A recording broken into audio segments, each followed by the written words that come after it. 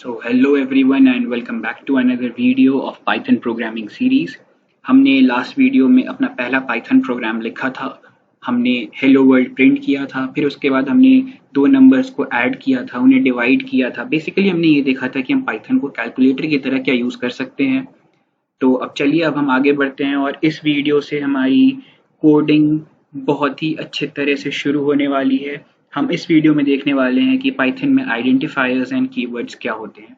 तो चलिए सबसे पहले मैं एक फाइल बना लेता हूँ और मैं उसे नाम दे देता हूँ आइडेंटिफायर्स. ठीक है, अब आप देखिए आइडेंटिफायर्स डॉट पाई करके एक फाइल मेरी क्रिएट हो चुकी है. ठीक है, तो चलिए अब डिस्कस करते हैं कि आखिर आइडेंटिफायर्स होते क्या हैं. आइडेंटिफायर्स बेसिकली किसी वेरिएबल, फंक्शन, क्लास, मॉड्यूल या ऑब्जेक्ट का नाम होता है जिसकी मदद से हम उसे आइडेंटिफाई करते हैं, उसे पहचानते हैं. जिस तरह से इंसानों में लोगों के नाम होते हैं, ठीक है, उसी तरह से पाइथन में हर क्लास का, हर वेरिएबल का, हर ऑब्जेक्ट का एक नाम होता है. उसे हम आइडेंटिफायर्स कहते हैं. ठीक है, अब आइडेंटिफायर्स क्रिएट करने के कुछ रूल्स होते हैं. छोटे रूल्स हैं, उन्हें एक बार हम गो थ्रू करते हैं. जैसे कि कोई भी आइडेंटिफायर या तो अल्फ़ाबेट से शुरू होगा या फिर अंडरस्कोर से शुरू होगा. इसके अलावा वो किसी भी कैरेक्टर से शुरू नहीं हो सकता है. कोई स्पेशल सिंबल नहीं, कोई नंबर्स नहीं. इट शुड बी इधर एन अल्फ़ाबेट और an underscore. Then it can be followed by either zero or more letters or underscore and digits. Of course, अब मैंने अगर कोई पाइथन का अब मैंने जैसे एक वेरिएबल बनाया, वेरिएबल का नाम मैंने रखा, मैंने ए से शुरू किया वेरिएबल का नाम. उसके बाद मैं ए अंडरस्कोर बी इस तरह से वेरिएबल बना सकता हूँ कि नहीं? बिल्कुल बना सकता हूँ. मैंने यहाँ पे ये लिख दिया. अब चलिए मैं इसे प्रिंट करके देखता हूँ कि ये मेरा वाकई में प्रिंट ले रहा है कि नहीं ले रहा है. और फिर मैंने रन पे क्लिक किया. ये देखिए 10 प्रिंट होकर के आ गया. इस वेरिएबल को ज़रा ध्यान से देखते हैं. मैंने अल्फ़ाबेट से स्टार्ट किया, फिर मैंने अंडरस्कोर का यूज़ किया और फिर मैंने बी लिखा. तो ये मेरा प्रिंट कर दिया, क्योंकि ऑफ कोर्स जो मैंने रूल्स पढ़े हैं अभी, जो मैंने आपको अभी रूल्स समझाए, ये उन सारे रूल्स को फॉलो कर रहा है. लेकिन अगर मैं एक 9a नाम का वेरिएबल बनाता हूँ और इसमें मैं 40 स्टोर करता हूँ और फिर मैं इसको प्रिंट करता हूँ, तो आपको लगता है ये प्रिंट होगा? चलिए करके देखते हैं. ये देखिए एरर आ गया यहाँ पे, syntax error, invalid decimal literal. ठीक है, लेकिन अगर मैं A9 कर दूं तो क्या ये वैल्यू प्रिंट करेगा? क्या ये वेरिएबल जेन्युइन वेरिएबल है? चलिए इसे रन करके देखते हैं. बिल्कुल जेन्युइन वेरिएबल है. ये देखिए 40 प्रिंट होकर के आ गया है. जेन्युइन वेरिएबल कैसे है? जैसे मैंने आपको रूल में बताया कि मुझे हर हाल में एक अल्फ़ाबेट से शुरू करना है. उसके बाद अल्फ़ाबेट, जैसे मैंने अभी आपको रूल्स में बताया कि मैं हर हाल में या तो अल्फ़ाबेट से स्टार्ट करूंगा या फिर अंडरस्कोर से स्टार्ट करूंगा. उसके बाद मैं कोई भी नंबर, अंडरस्कोर, डिजिट कुछ भी यूज़ कर सकता हूँ. ठीक है, तो चलिए यहाँ तक हम समझ गए. अब जैसे कि ये सारे वेरिएबल्स हो गए, हम कुछ भी वेरिएबल अपनी मर्जी से बना सकते हैं. जैसे मान लीजिए मैंने एक वेरिएबल का नाम रख दिया पाइथन इज गुड और उसे मैंने वैल्यू स्टोर कर दी 100. अब मैं प्रिंट करना चाहता हूँ इसे, प्रिंट पाइथन इज गुड. अब मैं इसे रन करता हूँ और ये देखिए 100 प्रिंट होकर के आ गया है. ठीक है, अब वेरिएबल जब आप बना रहे हैं तो आप दो तीन चीज़ों का ध्यान रखिए कि वेरिएबल का नाम थोड़ा छोटा रहे लेकिन ऑथेंटिक रहे आपके कंटेंट से.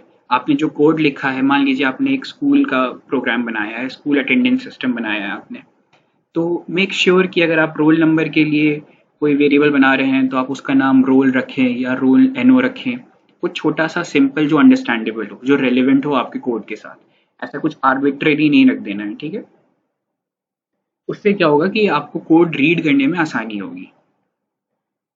लेकिन अब अगर बात करें तो पाइथन में कुछ ऐसे भी नाम हैं, कुछ ऐसे भी आइडेंटिफायर्स हैं जिन्हें आप एज अ वेरिएबल यूज नहीं कर सकते हैं.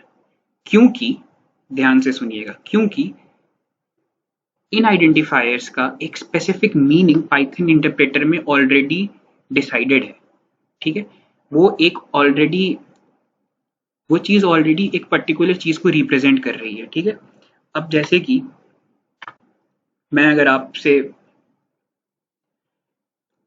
उन आइडेंटिफायर्स को कीवर्ड्स कहा जाता है। ठीक है, अब चलिए हम ये देखते हैं कि पाइथन में आखिर कीवर्ड्स क्या हैं, कैसे हैं, कितने हैं। ठीक है, तो सबसे पहले हम क्या करते हैं, हम कीवर्ड्स को इंपोर्ट तो सबसे पहले हम क्या करेंगे, हम कीवर्ड मॉड्यूल को अपने प्रोग्राम में इंपोर्ट कर लेंगे। अब ये इंपोर्ट के बाद ये जो मैंने कीवर्ड लिखा है ये मेरे मॉड्यूल का नाम है। ठीक है, अब उसके बाद हम कीवर्ड मॉड्यूल से एक ऑब्जेक्ट को प्रिंट कराएंगे जिसका नाम है KW लिस्ट। ठीक है, अब इसे हम रन करते हैं और ये देखिए ये जितने भी खुले हैं, false, none, true, and, as, assert, async, await, break, class, ये सारे के सारे कीवर्ड्स हैं। इसका मतलब आप इसे एज अ वेरिएबल अपने कोड में यूज नहीं कर सकते हैं। पाइथन में इसका मतलब ऑलरेडी पहले से कुछ ना कुछ डिसाइडेड है। चलिए अब इसे एक एग्जाम्पल से समझते हैं। मान लीजिए मैंने ये ब्रेक है ना, मैंने इस ब्रेक को सोचा कि मैं अपना एक वेरिएबल बना लेता हूँ। तो मैंने ब्रेक इक्वल्स टू मान लीजिए हाई कर दिया और फिर मैं इसे प्रिंट करता हूँ। तो अभी आप देखिए मुझे एरर आएगा, ये देखिए इनवैलिड सिंटैक्स। ये क्यों हुआ? ये इसलिए हुआ क्योंकि ब्रेक ऑलरेडी मेरा एक डिफाइंड वेरिएबल है जिसे हम कीवर्ड कहते हैं। ब्रेक का ऑलरेडी कुछ मतलब होता है। ठीक है, तो इसी तरह से पाइथन में टोटल 33 कीवर्ड्स होते हैं और इसी तरह पाइथन में टोटल 33 कीवर्ड्स होते हैं और हर कीवर्ड का अपना एक स्पेशल मीनिंग होता है जो पाइथन में ऑलरेडी डिफाइंड होता है। ठीक है, इसके अलावा जो एक और चीज़ जो हमें ध्यान देनी है वो ये है कि पाइथन एक केस सेंसिटिव लैंग्वेज है। अब केस सेंसिटिव लैंग्वेज का मतलब ये है कि अगर मैं एक ये वेरिएबल बनाता हूँ और उसमें मैं 100 स्टोर कर देता हूँ और फिर मैं एक ये वेरिएबल बनाता हूँ उसमें मैं 200 स्टोर कर देता हूँ। ठीक है, और फिर मैं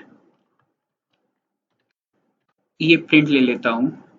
तो अब देखिए मैंने नेम नाम से एक वेरिएबल बनाया जिसमें नेम के सारे अल्फ़ाबेट्स मेरे लोअर केस में है। फिर मैंने बनाया नेम नाम से एक और जिसमें मेरे सारे अल्फ़ाबेट्स अपर केस में है। वैल्यूज़ मैंने एक में 100 स्टोर करी है, एक में 200 स्टोर करी है और उसके बाद मैंने ऊपर वाले का जो लोअर केस वाला नेम है उसका प्रिंट स्टेटमेंट लिखा है। तो अब देखिए अगर पाइथन केस सेंसिटिव लैंग्वेज नहीं होती तो क्या होता, नेम में पहले मैंने 100 रखा था, फिर मैंने उसको 200 कर दिया, तो यहाँ पे मेरा 200 प्रिंट होना चाहिए अगर पाइथन केस सेंसिटिव नहीं है। लेकिन अगर पाइथन केस सेंसिटिव है तो यहाँ पे 100 प्रिंट होगा। ठीक है, तो चलिए अब इसे रन करके देखते हैं। देखिए हमारा 100 प्रिंट हो गया। 100 प्रिंट क्यों हुआ? क्योंकि ये वेरिएबल नेम इस वेरिएबल नेम से पूरी तरह से अलग है। देयरफॉर ये प्रूव करता है कि पाइथन दरअसल हमारा एक केस सेंसिटिव लैंग्वेज है। लोअर केस के वेरिएबल्स अलग, अपर केस के वेरिएबल्स अलग। ठीक है, भले ही उनका प्रोनाउंसिएशन सेम हो, doesn't matter, these are two different kinds of variable. ठीक है, तो चलिए इसी तरह अपने जोश को बनाए रखिए। हमने आज इंड आइडेंटिफायर्स तो बहुत अच्छे, हमने अपनी एक और प्रोग्रामिंग ट्यूटोरियल की वीडियो यहाँ पे ख़त्म कर ली है। आज हमने सीखा आइडेंटिफायर्स क्या होते हैं, कीवर्ड्स क्या होते हैं, वेरिएबल्स क्या होते हैं, केस सेंसिटिव वेरिएबल्स क्या होते हैं, कितने तरह के कीवर्ड्स होते हैं, कीवर्ड आखिर होते क्या हैं।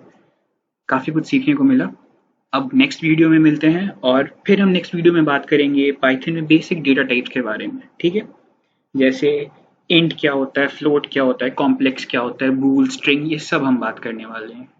तो जुड़े रहिए, बहुत मज़ा आ रहा है, धीरे धीरे करके हम आगे बढ़ रहे हैं। इसी तरह कोर्स को फॉलो कीजिए और फिर मिलते हैं नेक्स्ट वीडियो में। Thank you.